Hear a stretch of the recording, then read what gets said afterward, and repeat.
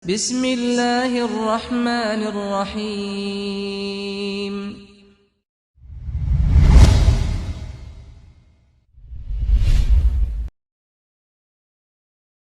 Summa ma ba'du fa inna ahsanal hadisi kitabullah wa khairal hadyi hadyu nabiyina Muhammadin sallallahu alaihi wa alihi wasallam. Ikhwani wa akhwati al-ahibba rahimani wa rahimakumullah. Jamaah salat zuhur Masjid Al-Ahnaf yang semoga dirahmati oleh Allah Subhanahu wa taala. Alhamdulillah, segala puja dan puji serta syukur kita senantiasa kita panjatkan, kita tujukan hanya kepada Allah Subhanahu wa taala, Rabb semesta alam, tiada sekutu baginya, yang hanya kepada Allah kita menyembah dan beribadah, dan hanya kepadanya kita memohon pertolongan. Alhamdulillah atas berbagai limpahan nikmat, rahmat, karunia, keberkahan, keutamaan, kebaikan yang sangat banyak, yang sangat penting, sangat berharga untuk kebaikan dunia kita dan akhirat kita. Utama nikmat kesehatan dan kesempatan yang semoga kita dapat menggunakannya dengan sebaik-baiknya untuk tunduk patuh taat beribadah kepadanya Subhanahu wa taala. Allahumma amin ya rabbal alamin. Tidak lupa salawat dan salam kita limpahkan, kita haturkan kehadiran baginda Nabi Muhammad sallallahu alaihi wasallam beserta keluarga beliau, sahabat beliau, dan umat beliau hingga akhir zaman.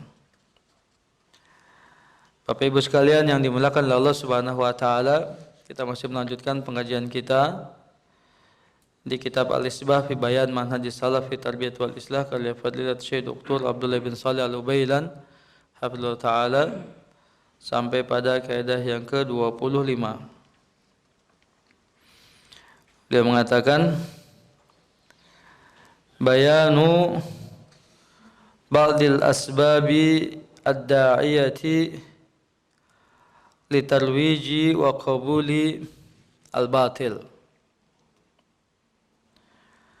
Penjelasan sebagian sebab-sebab ataupun faktor-faktor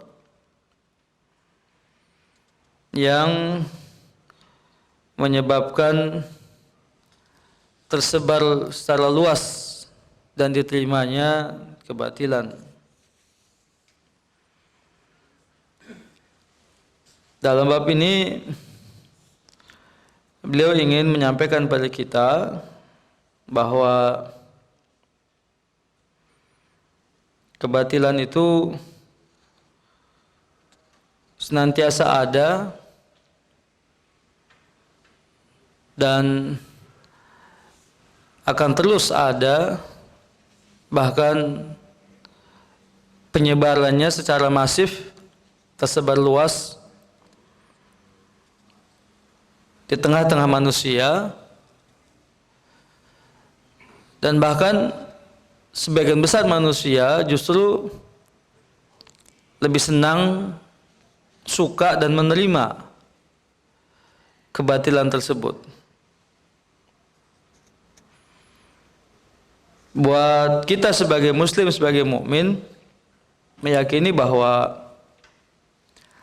pertempuran, peperangan antara yang hak dan yang batil sampai hari kiamat. Itu keyakinan kita, itu akidah kita. Bahkan selalu ada dan terus berlangsung hingga hari kiamat kelak.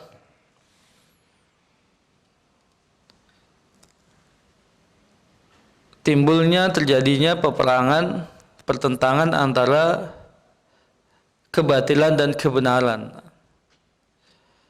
Begitu. Dan bahkan pada diri kita sendiri selalu dan senantiasa kita memerangi atau berperang pada diri sendiri dari dua kubu yang saling bertolak belakang. Kenapa demikian? Ya, karena kita sebagai manusia memang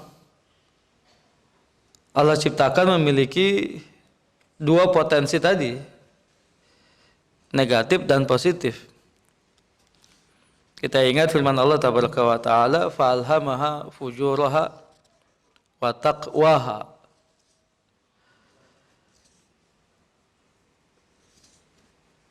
Diilhamkan ya, atau diberi potensi tadi kepada jiwa-jiwa manusia itu jalan-jalan yang jelek dan jalan-jalan yang baik. Kejelekan, keburukan, kebatilan itu disimbolkan dengan hawa nafsu pada diri kita, ya. Dan itu tidak ada batasannya hawa nafsu itu. Sementara kebaikan, ya, ketaatan yang hak disimbolkan dengan hati yang bersih. Qalbun salim, hati yang bersih. Hati yang bercahaya. Ya. Dengan berbagai konotasi dan sinonimnya. Para jemaah yang Allah tabaraka wa taala, di sisi yang lain, yaitu faktor eksternal adalah tipu daya syaitan dan bala tentaranya dari golongan jin dan manusia, di mana syaitan ini yang penghulunya, komandannya adalah iblis laknatullah alaih, tidak ingin sendirian menjadi penghuni neraka jahanam. Dia akan menggiring dan menyesatkan semua makhluk, terutama jin dan manusia yang mukallaf, agar menjadi pengikutnya, menemaninya di jahanam. Yada'u hizbahu liyakuna min ashabis sa'ir.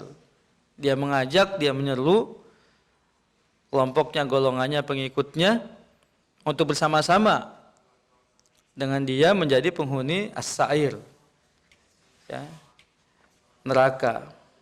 Dia tidak ingin iblis itu sendirian di neraka, sehingga dia bersusah payah mencurahkan semua kekuatannya, daya dan upayanya, ya, berbagai logistik dia siapkan agar sebanyak mungkin manusia dan jin menemaninya. Dengan konteks ini dia berhasil. Dengan konteks ini dia berhasil. Kenapa demikian? Karena bisa kita lihat jumlah penduduk bumi sampai hari ini kurang lebih 7 miliar. Berapa yang muslimnya? 1,5 miliar sampai 2 miliar misalnya. Berarti 5 miliar itu, ya, mereka tidak mendapatkan hidayah dan petunjuk Allah Subhanahu wa taala. Dari kalkulasi itu saja jelas, ya, jika mereka mati dalam keadaan sebagai non muslim, orang-orang kafir yang mengikuti tipu dayanya iblis laknatullah alaih, sudah barang tentu akan menjadi temannya di neraka kelak, waliyadzubillah. Begitu, ya. Nah, karenanya berbagai langkah dan tipu daya oleh iblis itu selalu dilancarkan, tidak henti-hentinya. Ya. Kalau satu hari satu malam lebih dari 24 jam, itu mungkin juga akan dipergunakan semaksimal mungkin untuk menyesatkan manusia dari jalan kebenaran. Kalau ada hal dalam satu minggu lebih daripada 7 hari, juga mungkin akan digunakan juga untuk menyesatkan manusia dari jalan yang hak, dari siratal mustaqim, dan begitu seterusnya. Ya.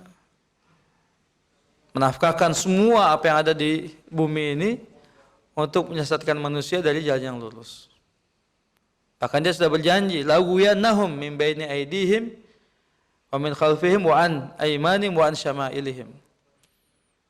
Akan menyesatkan manusia dari depan, belakang, kanan, kiri, ya. Dengan berbagai cara. Ya. Kecuali hamba-hamba Allah yang bersyukur, yang ikhlas, dan sedikit sekali orang-orang yang bersyukur pada Allah Subhanahu wa taala atas karunia, taufik dan hidayahnya. Jadi dengan semuanya itu, maka keyakinan kita menetapkan bahwa akan selalu terjadi peperangan antara yang hak dan yang batil. Dan tidak akan pernah bercampur antara hak dengan yang batil. Ya. Begitu. Meskipun sedikit yang hak, tapi dia akan menang. Dia tetap mendapatkan keridhaan dan rahmat dari Allah Subhanahu wa taala.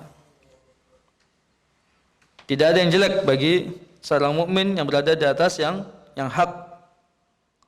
Semua baik dan bagus untuknya. Jika dia menang dalam keadaan mulia, jika dia kalah, dia mendapatkan kemuliaan sebagai orang yang mati syahid, bukan orang yang mati sia-sia. Beliau menyampaikan bagi kita ada beberapa faktor yang mana kebatilan ini sangat masif menyebar luas, cepat, dan banyak diterima oleh manusia. Boleh jadi kita, sebagian kita, terkena perangkap-perangkatnya. Meskipun sekali lagi, kebatilan itu juga bertingkat-tingkat. Kemaksiatan itu bertingkat-tingkat levelnya. Kita tahu ada dosa besar, ada dosa kecil, ya. Kita tahu ada dosa yang mengeluarkan dari Islam, tapi juga ada dosa yang tidak mengeluarkan dari Islam. Tapi semua bentuk dosa, kemaksiatan mengurangi kadar keimanan dan ketakwaan kita pada Allah Subhanahu wa taala. Mengurangi berat timbangan kebaikan kita di hadapan Allah Subhanahu wa taala. Karenanya ya, jika kita membahas juga tentang masalah ini, kita mendapati bahwa Allah Subhanahu wa taala amat sangat mengasihi dan menyayangi kita sebagai umatnya, sama umat Muhammad sallallahu alaihi wasallam, dengan memberikan berbagai fasilitas dan kesempatan untuk membersihkan dosa-dosa dan kesalahan-kesalahan itu. Ya. Salat 5 waktu, salat Jumat ke Jumat berikutnya, Ramadan ke Ramadan berikutnya, sebagai penghapus dosa-dosa di antara keduanya. Satu umrah ke umrah berikutnya sebagai penghapus dosa di antara keduanya. Dan haji mabrur tidak ada balasan untuknya kecuali surga. Infak, sedekah, mematikan kemarahan Allah Subhanahu wa taala atau meredupkan kemarahan Allah Subhanahu wa taala. Ya. Al-wudu, kita berwudu juga menghapuskan dosa dan kesalahan yang kita lakukan, sampai pada cara yang terbesarnya adalah ya ayyuhalladzina amanu tubu ilallahi taubatan nasuha. Hai orang yang beriman, bertaubatlah kepada Allah dengan taubat nasuha. Ya. Itu wujud kasih sayang dan kecintaan Allah tabaraka wa taala kepada kita. Ya. Agar kemaksiatan-kemaksiatan yang kita lakukan, di mana kita terperangkap oleh tipu daya syaitan dan bala tentaranya itu, ya, Allah memaafkannya. Begitu. Dan memang begitu keadaan kita, selalu berulang dan selalu berulang kita melakukan perbuatan-perbuatan itu. Kenapa? Karena memang tadi tipu daya mereka itu luar biasa. Setiap saat, setiap waktu, setiap detik. Ya. Apalagi zaman kita digital saat ini, fasilitas itu ada dalam genggaman kita, kapan saja. 24 jam kita bisa melihatnya, ya, menyaksikannya, bahkan mohon maaf menikmatinya dengan berbagai bentuk kemaksiatan yang ada, pelanggaran terhadap ketentuan-ketentuan syariat agama. Astagfirullah wa atubu ilaih. Para jemaah yang Allah tabaraka wa taala, beliau ingin menjelaskan pada kita di antara faktor-faktor itu sebagaimana disebutkan oleh Ibnu Qayyim rahimahullah taala. Saya sampai pada poin-poin intinya saja. Yang pertama adalah zukhrufal qawli gurura. Zukhrufal qawli ini disebut dengan retorika, gaya bahasa yang memikat, yang memperdaya, yang menipu. Disebutkan oleh Allah Subhanahu wa taala di surat Al-An'am ayat yang ke-112. Allah berfirman, a'udzubillahi minasyaitonirrajim.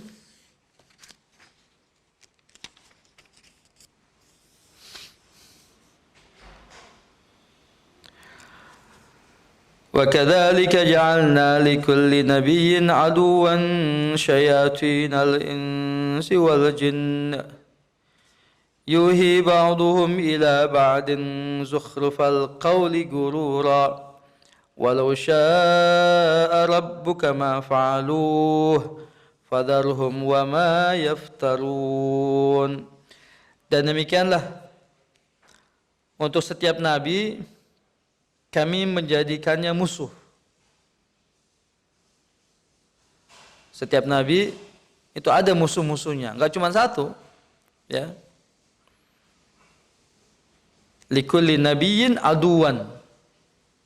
Jadi masa setiap nabi, ya, semua para nabi dan rasul itu aduwan, bentuknya nakirah, banyak, enggak cuma satu, banyak, ya. Syayatinal ins wal jins, tuh. Syaitan-syaitan dari kalangan manusia dan jin, ya. Syaitan-syaitan dari kalangan manusia dan jin. Sebagian ahli bahasa mengatakan lafadz syaitan itu berasal dari kata syatana, artinya membangkang, melawan. Setiap pembangkangan dan setiap perlawanan terhadap perintah Allah berarti dia telah memiliki sifat watak karakter syaitan.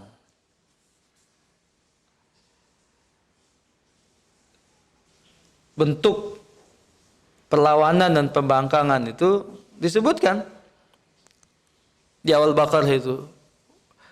Wa idz qulna lil malaikati isjudu li adama fasajadu illa iblis aba wastakbara wa kana minal kafirin.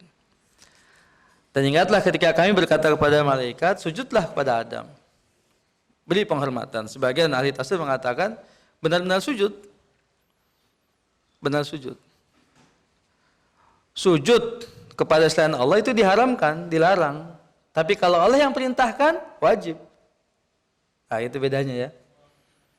Sujud kepada selain Allah haram, tidak boleh, karena sujud itu ibadah. Nah, tapi Allah sendiri yang perintahkan, jadi wajib. Nah, sebagian ahli tafsir mengatakan demikian. Sebagian menjelaskan itu penghormatan. Sujud bukan sujud ibadah, tapi sujud penghormatan. Dan malaikat karakternya, sifatnya taat, fasajadu, taat. La ya'sunallaha ma amaruhum wa yaf'aluna ma yu'marun. Itu karakter malaikat itu. Karakter dasar, sifat dasar malaikat itu. La ya'sunallaha ma amaruhum, mereka tidak bermaksiat terhadap perintah, bermaksud kepada Allah terhadap perintah yang Allah berikan pada mereka, wa yaf'aluna ma yu'marun, dan selalu melaksanakan apa yang diperintahkan. Itu karakter sifat dasar malaikat. Tapi beda dengan iblis. Illa iblis, kecuali iblis yang tidak mau sujud. Ya. Tidak langsung dia sami'na wa ta'na. Dia cerna dulu perintah itu. Dia olah dulu perintah itu. Dia logikan dulu perintah itu. Dia nalar dulu katanya tuh. Hitung-hitung dulu perintah itu tadi. Tidak langsung sami'na wa ta'na. Gitu kan. Kenapa? Karena dalam surat Al-A'raf dikatakan gitu. Kenapa aku harus sujud kepada makhluk yang kau ciptakan dari tanah? Katanya. Saya lebih baik dari dia. Engkau ciptakan dia dari tanah, aku engkau ciptakan dari api. Itu nalar dan logika, hitung-hitungan. Ya, nalar dan logika iblis mengatakan dia lebih baik dari Adam. Sehingga tidak perlu sujud, memberi penghormatan pada Adam. Nah, ini juga penting nih Pak nih. Untuk jadi pedoman kita ini. Kalau kita meyakini itu sudah sah betul-betul perintah Allah Rasulnya, sami'na wa ta'na saja dulu. Yang pertama, orang mukmin sami'na wa ta'na.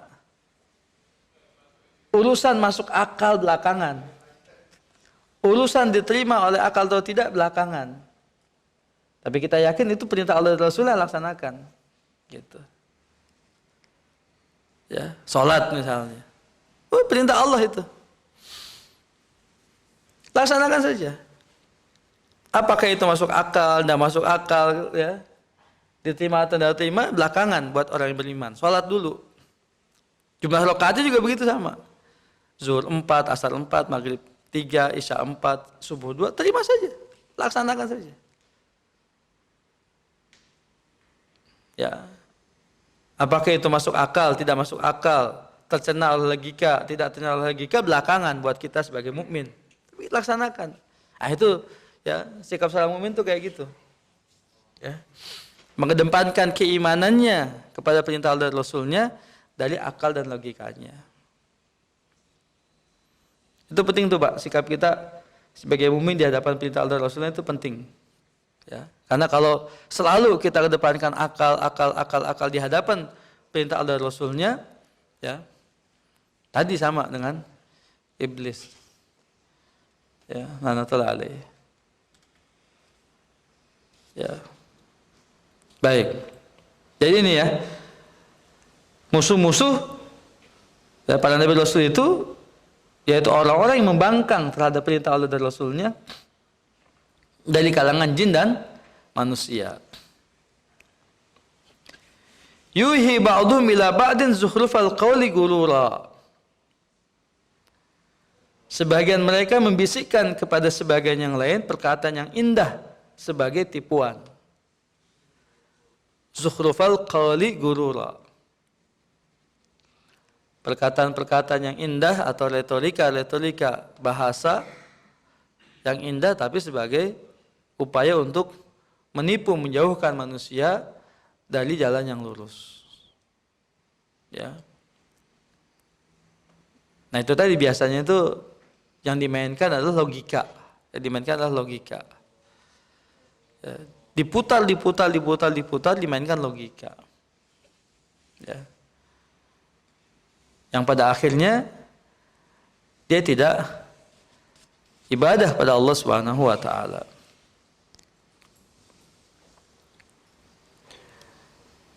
Dan sekiranya Rabb menghendaki, niscaya mereka tidak akan melakukannya. Maka biarkanlah mereka bersama apa yang mereka ada-adakan, itu satu kebohongan.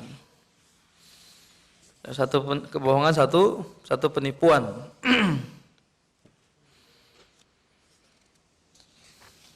Ini banyak nih Pak nih. Ya, mohon maaf. Justru terjadi di generasi muda kita, para mahasiswa, ya, yang terjerumus ke dalam teori-teori filsafat barat. Begitu. Ya. Yang notabene menyesatkan. Ya, meskipun katanya filsafat itu dapat dipakai, dapat digunakan untuk mengarahkan berpikir secara kritis dan logis. Gitu ya. Sehingga dapat menghasilkan bukti yang empiris, dapat dibuktikan ya secara ilmiah. Nah, itu peran dari filsafat yang diinginkan katanya. Mengarahkan cara berpikir secara kritis, logis, kronologis berurutan begitu. Ya. Untuk mencapai satu hakikat sesuatu yang benar yang dapat dibuktikan dengan empiris. Secara empiris. Nah, meskipun teori filsafat mengatakan bahwa filsafat dibangun di atas keraguan. Cara berpikir filsafat itu dibangun di atas keraguan. Untuk membuktikan apakah sesuatu itu betul atau tidak betul, nah tadi melalui pembuktian ya secara logis tadi, begitu. Ya. Nah, fatalnya jika itu dipakai untuk hal-hal yang di luar panca indera, di luar logika, tidak sanggup dijangkau oleh akal dan logika. Sebenarnya kalau itu dipakai untuk sesuatu hal yang ekstakta saja, yang tertangkap oleh panca indera, mungkin bisa mendatangkan manfaat dan kebaikan. Tapi parahnya itu digunakan untuk hal-hal perkara-perkara yang di luar panca indera, di luar akal dan logika. Hal-hal yang abstraksi. Tidak bisa digunakan teori itu. Begitu. Ya, perkara-perkara religius, keimanan itu kan tidak bisa dilogikakan. Jangan dipakai teori itu seharusnya. Konsep itu jangan dipakai seharusnya. Tapi mereka memaksakan untuk menggunakannya. Ya, jadilah mereka tersesat jadinya. Salah pakai metode. Kan begitu ya. Ya sebagai contoh saja misalnya, ya saya enggak paham ya, enggak begitu menyelami ilmu antum itu, struktur jembatan itu atau rel itu, ya, rel monorail di depan kita terlihat.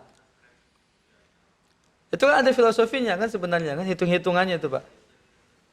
Ya, ini benar enggak nih dengan struktur seperti ini sanggup dia untuk menahan beban sekian ton di atasnya yang bisa dilalui sekian kali dalam satu perjalanan misalnya. Kan dihitung semua itu Pak. Kita pakai besi ulir misalnya yang 16. Berapa batang, berapa kerapatan cincinnya misalnya. Berapa kedalaman ininya. Kan dihitung semua itu. Itu sebagian orang mengatakan berpikir secara logis tadi ya, itu bagian daripada filsafat ilmu. Bermanfaat itu kalau untuk perkara-perkara yang sifatnya tadi ya, tertangkap oleh panca indera. Bisa kan? Ya dong, kita ragu dulu dong, ini sanggup enggak? Kan ragu berarti kan? Maka untuk kita meyakini harus dibuktikan tuh. Ada penelitian-penelitian, eksperimen-eksperimen yang kita lakukan supaya oh ini benar. Kekuatannya sekian. Campurannya antara semen, antara pasir, antara split, antara ini segala macam sekian. Bermanfaat itu. Ya. Bisa dikatakan itu bermanfaat. Tapi kalau itu teori dan konsep dipakai untuk sesuatu yang abstrak, di luar panca indera, nggak bisa. Keimanan tidak bisa. Bagaimana kita ingin melogikakan sholat 5 waktu? Ingin melogikakan rokat-rokat sholat, gimana? Gitu kan? Nah, coba, gimana itu? Melogikakan berwudu itu karena berhadas kecil. Melogikakan mandi karena kita junub. Ya. Kan sulit kan? membuat itu, apalagi untuk urusan misalnya gaib. Pertanyaan malaikat munkar dan nakir. Nikmat kubur, dilapangkan kuburannya, diberikan cahaya. Azab kubur, disempitkan kuburannya, disiksa dalam kuburnya. Dibangkitkan lagi pada hari kebangkitan kelak. Yang sudah tulang belulang ribuan jutaan tahun yang lalu dikumpulkan lagi oleh Allah sesuai dengan penciptaan aslinya. Gimana itu melogikan semua itu, mau logikakan semua itu gimana? Tidak bisa kan? Dikumpulkan di padang mahsyar, diberikan buku-buku catatan ya yang sudah mereka lakukan selama hidupnya, ditimbang kebaikan-kebaikan dan kesalahannya. Gimana menimbang kebaikan dan kesalahan? Menimbang pahala dan dosa, gimana menimbang itu? Ditimbang. Mawazinul qista, timbangan keadilan. Dibentangkan sirat, masuk dalam surga, neraka, seperti apa? Nggak bisa dilogikakan hal yang kita, apalagi sampai terus naik ya ke zat yang maha mulia, Rabbul Alamin subhanahu wa ta'ala. Nggak bisa. Jangan dipakai teori konsep itu. Nah itu tuh. Jadi kita sebagai mukmin punya pedoman kapan kita menggunakan konsep teori ini, kapan kita harus mengedepankan iman dan takwa kita. Itu baiknya seorang muslim, seorang mukmin. Gitu loh. Ya. Itu kan hidayah itu. Kalau nggak punya hidayah seperti itu, kacau hidupnya. Orang nggak berikan hidayah, kacau hidupnya. Karena mereka melogikakan semua hal dilogikakan. Jadi itu ya. Itu faktor yang pertama. Zuhrufal qawli gurura, retorika, bahasa, ya, ungkapan-ungkapan, istilah-istilah yang dipakai, dan lain sebagainya. Yang kedua, interpretasi atau takwil. Pentakwilan. Interpretasi itu penafsiran sepihak. Pentakwilan, penafsiran sepihak. Ya. Yang tidak ada dasarnya. Ada satu pepatah di kalangan orang Arab, Pak. Likulli ra'sin ra'yun. Likulli ra'sin ra'yun. Setiap kepala punya opini sendiri. Punya pendapat sendiri. Pendapat kita, opini kita dipengaruhi oleh hidup kita. Dari aspek pendidikan, latar belakang, kebiasaan, gaya hidup, pertemanan, lingkungan, ya, perasaan dan lain sebagainya. Penilaian kita terhadap sesuatu dipengaruhi oleh itu semua tuh. Iya kan? Antum yang orang teknik menyukai sesuatu mungkin dilatar belakangi oleh ilmu teknik yang sudah diketahuinya selama ini, dikuasainya selama ini. Dihitung-hitung, wah kalkulasinya begini, wah ini bagus. Kan begitu. Atau sebaliknya orang seni beda lagi. Menilai sesuatu dengan orang seni beda lagi. Menilai sesuatu misalnya di pengusaha beda lagi, untung ruginya dilihat. Dan begitu seterusnya. Menilai sesuatu ya tergantung dari latar belakang kita masing-masing. Pendidikan, asal istiadat, budaya, kebiasaan, lingkungan hidup kita, pertemanan kita misalnya dan lain sebagainya. Nah, begitupun kalau itu dipakai untuk urusan agama, kacau lagi tentu. Pentakwilan itu ya, yang dalam urusan agama yang tadi ya tidak merujuk kepada apa yang datang dari Allah dan Rasulnya, rusak agama itu. Jadi kacau. Begitu loh. Ya. Jadi itu yang kedua. Tentang pentakwilan atau opini sepihak dari masing-masing individu manusia terhadap sesuatu. baik tidak baiknya, benar dan salahnya, bagus dan tidak bagusnya, begitu ya, dan lain sebagainya. Itu didasari oleh pertimbangan individu. Lalu yang ketiga, satu kebatilan menyebar luas dan diterima oleh sebagian bahkan banyak orang karena didukung oleh seorang tokoh terkemuka, public figure. Nah, begitu ya, public figure. Ya. Public figure itu punya followers jutaan, begitu. Ya. Maka apa yang dilakukannya akan diikuti oleh pengikutnya. Begitu.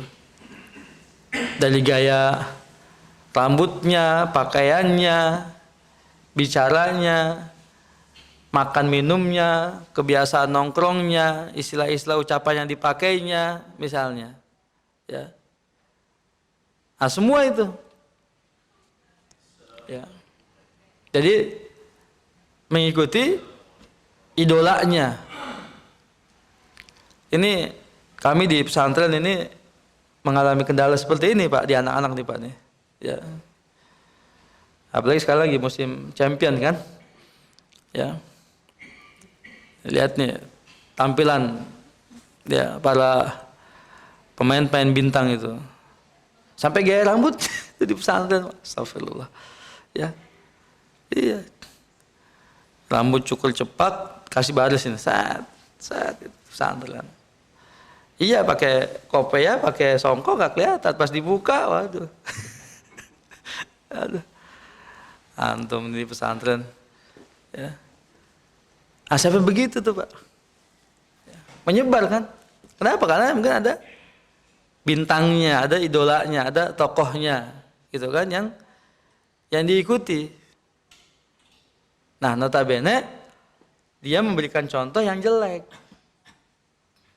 Kalau yang bagus, alhamdulillah, diikuti yang bagusnya, baik. Tapi kalau jelek, ngikut juga yang jeleknya. Ya. Jadi sebagian kita misalnya, dan banyak juga di antara kita, ya terkadang masih punya sikap seperti itu. Dalam konteks misalnya kehidupan beragama, masih melihat tokoh-tokoh terkemuka di tengah-tengah umat. Ya, seorang kiai, seorang habib, seorang guru, seorang syekh misalnya. Ya, seorang imam, mursyid, dan lain sebagainya. Dijadikan sebagai ikutan-ikutan. Begitu, panutan-panutan. Begitu loh. Dan ini sikap yang keliru menurut saya. Kenapa demikian? Karena yang dijadikan sebagai qudwah hasanah itu cuman Nabi sallallahu alaihi wasallam. Setiap kita diukur. Ya. Dengan apa? Dengan sejauh mana dia mencontoh Nabi Muhammad sallallahu alaihi wasallam, bukan mencontoh tadi orang-orang yang tidak maksum. Mohon maaf, meskipun ya kedudukannya terhormat, ya, selain Nabi sallallahu alaihi wasallam tidak maksum dia. Seorang imam, seorang wali, seorang syekh, ya, seorang guru, kiai, apalagi seorang ustadz misalnya, nggak ada yang maksum. Tidak ada yang maksum. Ini tidak layak untuk dijadikan sebagai satu-satunya contoh dan idola. Tidak layak. Contoh dan idola kita itu tadi, ya maksum, Nabi Muhammad sallallahu alaihi wasallam. Itu yang ketiga. Jadi adanya apa? Adanya public figure yang diikuti. Lalu yang keempat,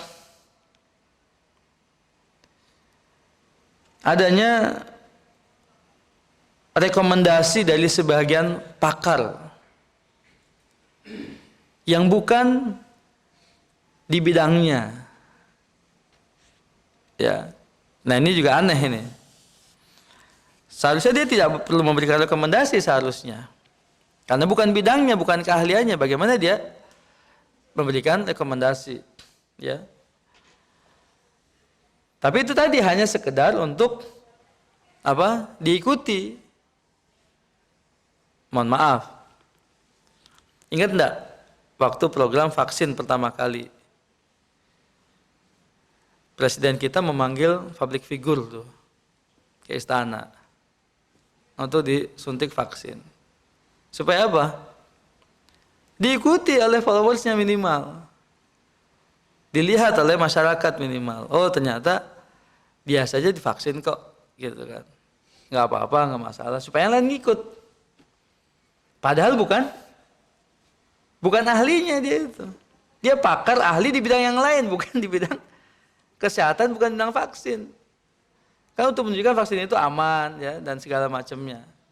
Dipakai orang lain yang bukan di bidangnya, bukan ahlinya di situ, tapi dijadikan hanya sebatas apanya nih, ketokohannya atau tadi ya kepopularitasnya digunakan untuk mengajak orang lain manusia untuk mengikutinya. Ya. Nah, begitu Pak. Ya, jadi banyak ini sekarang tokoh-tokoh yang bukan kompetennya di bidang itu berbicara tentang hal itu. Ya. Karena jadi ustadz itu kan apa ya, mohon maaf tidak ada ininya. Apa sih? Ya. Sertifikatnya. Nah, MUI sekarang sudah mengeluarkan sertifikat tuh. Jadi khatib. Jadi dai gitu ya. Sertifikasi dai gitu ya. Ya. Asal dia bisa ceramah, bisa ngomong di depan masyarakat, tahu 1-2 ayat, 1-2 hadis misalnya, jadi ustadz tuh. Pakai sorban, pakai songkok, pakai baju koko misalnya atau apa begitu kostumnya, oh jadi ustadz. Ya. Padahal latar belakangnya sama sekali tidak menunjukkan ya, keilmuannya dalam masalah itu. Ini kan juga mencelakakan Pak, ya, membahayakan kan? Betul tidak kira-kira? Ya. Kalau ingin bicara di bidang itu, ya tunjukkan dong kompetensinya, ya, dasar basic keilmuannya, kan begitu? Ya, penguasaan dari apa yang ingin disampaikan, kepakarannya itu di bidang apa? Kan mesti begitu Pak. Ya. Jadi kalau semua orang bicara semaunya padahal dia bukan ahlinya di situ, ya ini akan menyesatkan banyak orang. Baik, kemudian yang berikutnya, yang kelima, Ibnu Qayyim menyebut dengan al-igrabu ala nufus. Ya.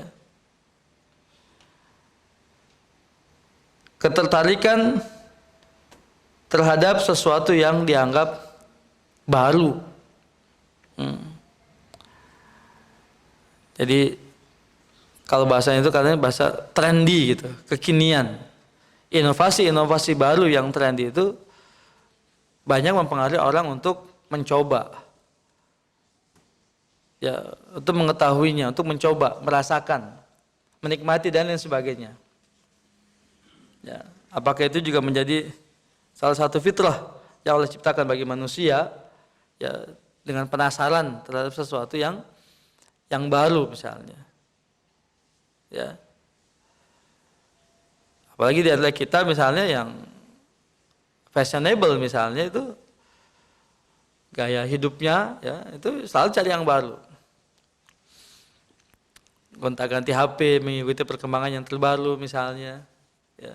Nah, mau kalah dia dengan temannya. Ya. iPhone Pro itu sudah berapa sekarang? 13 Pak ya? Iya. Yang terbaru. Ya, bulan depan keluar lagi yang baru lagi, ganti lagi yang baru misalnya. Begitu kan? Yang di otomotif misalnya, ya. Aksesoris motor, mobil, begitu sama. Pakaian, ya, begitu sama. Ya. Nah ini jika urusan duniawi ya mungkin ya sah-sah saja ya untuk gaya-gayaan duniawi misalnya gitu, dan dia sanggup sih sah-sah saja. Tapi yang jeleknya ketika itu dibawa ke dalam urusan agama, ya aliran-aliran yang baru, pemahaman-pemahaman yang baru, model-model peribadatan yang baru, ya kan, yang membuat orang tuh waduh ini kok masya Allah ini, begitu ya, begitu ya Pak.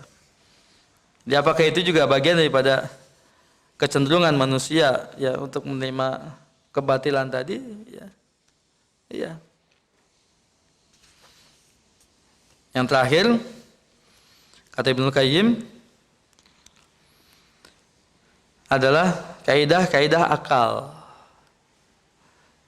yang cenderung universal atau teranggap universal, ya, tetapi sekali lagi ketika kaidah itu dipakai untuk urusan agama menjadi rusak. Ya.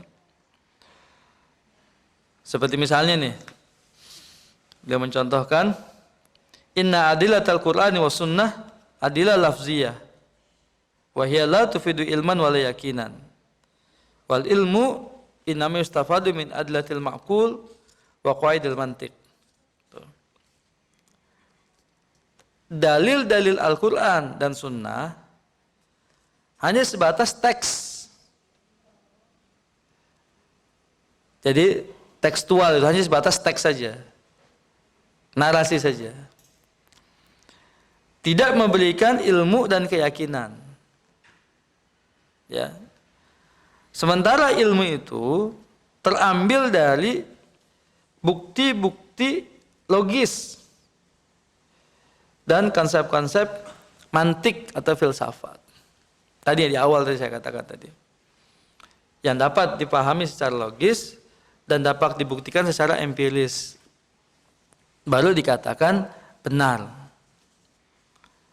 Kalau enggak benar. Gitu.